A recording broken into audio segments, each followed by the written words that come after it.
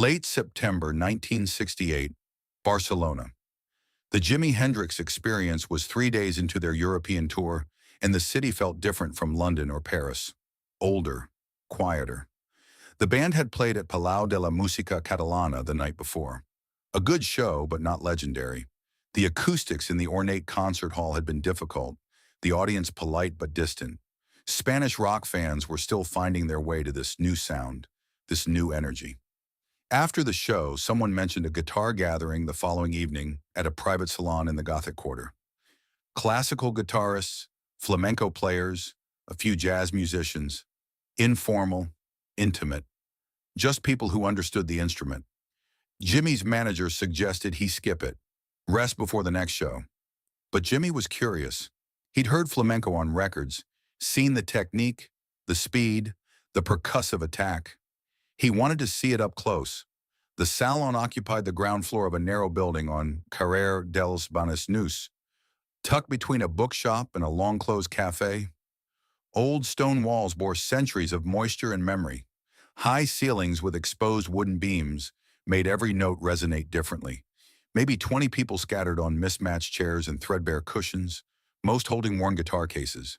A single spotlight illuminated a small performance area. The rest of the room lived in warm amber shadow, lit only by candles and wall sconces. The air smelled of old wood, rosin, and decades-old cigarette smoke. Jimmy arrived around 10 p.m., alone, wearing simple clothes. A dark shirt, plain trousers, no afro pick, no scarves, no jewelry.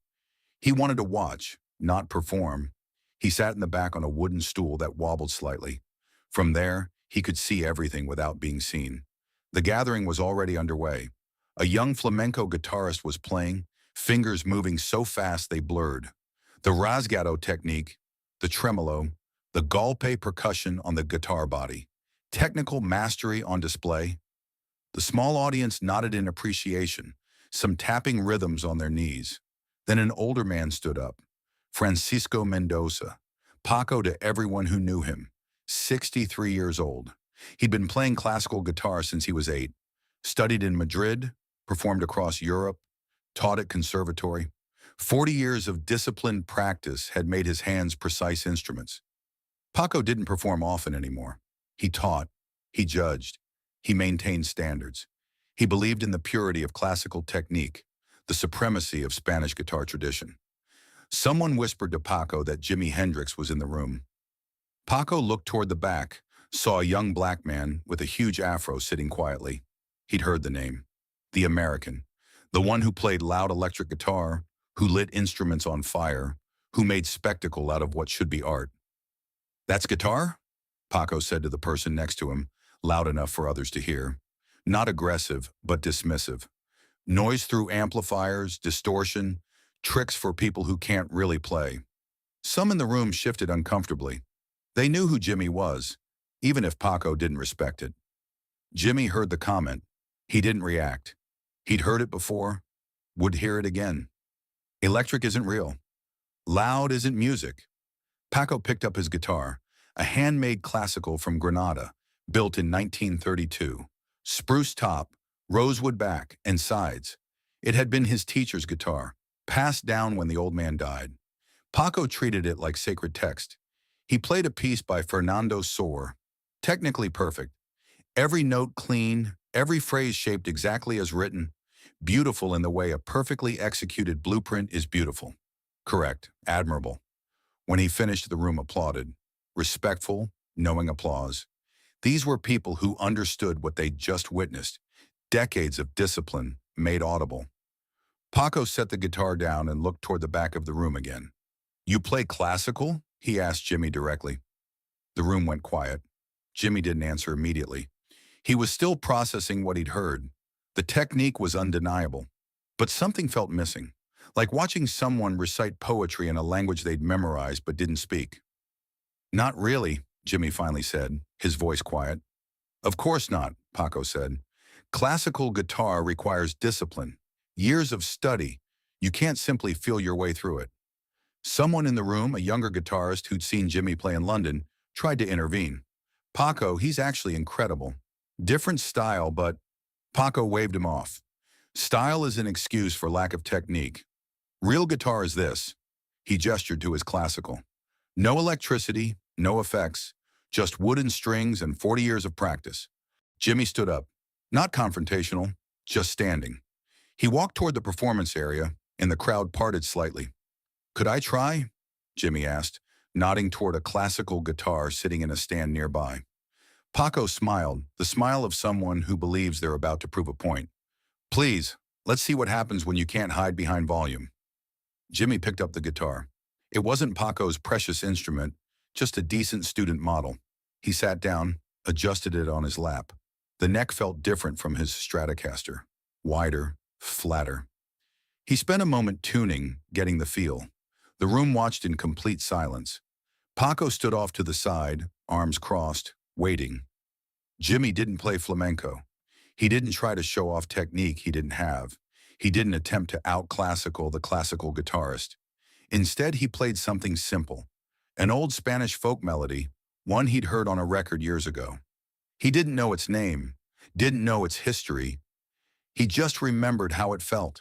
His fingers moved across the strings, gentle at first. Finding the melody, letting it breathe.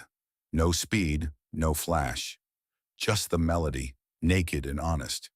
He played it once through simply, getting to know it, letting the room hear its bones. Then he started adding harmony, his thumb working bass notes while his fingers found the melody higher up. Not perfect technique, not the way Paco would have voiced it, not according to any classical method, but somehow more complete, like he was hearing multiple instruments and playing them all at once, like he understood that a guitar wasn't one voice but a choir, and he was conducting a conversation between all its parts. The tone he got from that student guitar shouldn't have been possible. The instrument was mediocre at best, factory-made, slightly out of intonation in the higher positions. But Jimmy was pressing the strings in ways that created overtones, natural resonances that made cheap wood sound expensive. He found the sweet spots on the neck where the harmonics lived, made the guitar sing without forcing it, coaxed sound from it rather than demanding it. He wasn't following the melody exactly as it existed on any record. He was finding his own path through it, taking small detours, discovering new corners of the same landscape. Adding a pause here, extending a note there, the kind of freedom that only comes when you're not trying to prove anything, when you're just listening and responding. Paco's expression changed. The smile faded. He uncrossed his arms. Jimmy began to bend notes, something you're not supposed to do on classical guitar. But he did it so gently, so musically that it didn't sound wrong. It sounded like the guitar was crying, like it was remembering something it had forgotten. The melody was simple, a folk song, probably centuries old. But the way Jimmy played it, it felt ancient and immediate at the same time, like he'd reached back through all the years that song had existed and pulled out its soul. He wasn't reading music. He wasn't following rules. He was having a conversation with the guitar, and the guitar was answering.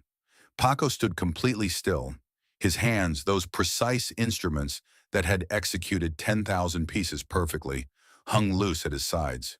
He felt something he hadn't felt in decades, not since he was a boy, listening to his teacher play for the first time. That sense of encountering something beyond comprehension, beyond technique. He'd spent 40 years building a fortress of knowledge. Every scale memorized, every arpeggio drilled into muscle memory, every piece cataloged and perfected. He could play Villa-Lobos, Tarrega, Rodrigo. He could sight-read anything. He could teach the most difficult passages, show students exactly how to overcome any technical challenge. But what Jimmy was doing had no technical explanation. It wasn't faster or more complex. In fact, it was simpler. Fewer notes, easier fingerings. A child could learn the melody in an afternoon. Yet somehow those simple notes contained something Paco's 10,000 perfect performances had never captured. A directness, an honesty. Like Jimmy wasn't playing at the guitar, but with it. Like he was asking the instrument what it wanted to say, rather than telling it what to do. Paco felt his carefully constructed world shift. Not collapse, just shift. Everything he knew remained true, but suddenly it seemed insufficient. Like he'd been spelling words correctly his whole life, without understanding what they meant. Jimi played for maybe 3 minutes. When he finished, he let the last note fade completely.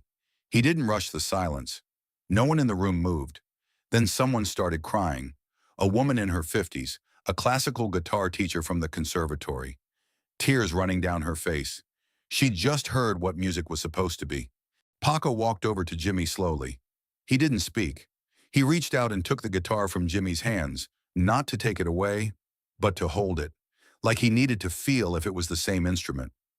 "How long have you studied classical?" Paco asked, his voice different now, smaller. "I haven't," Jimi said. "I just heard that melody once, liked how it felt." Paco set the guitar down carefully. He looked at his own hands, then at Jimmy's. "I have practiced 6 hours a day for 40 years, he said quietly. "I can play anything written, any piece, any composer, perfectly." He paused. "But I cannot do what you just did. I cannot make a guitar speak. I can only make it obey." Jimi didn't know what to say. He hadn't meant to break anyone. He just played a song. The young guitarist who'd defended Jimi earlier came over. "Paco, different approaches." "No," Paco interrupted. "Not different approaches. Different understanding.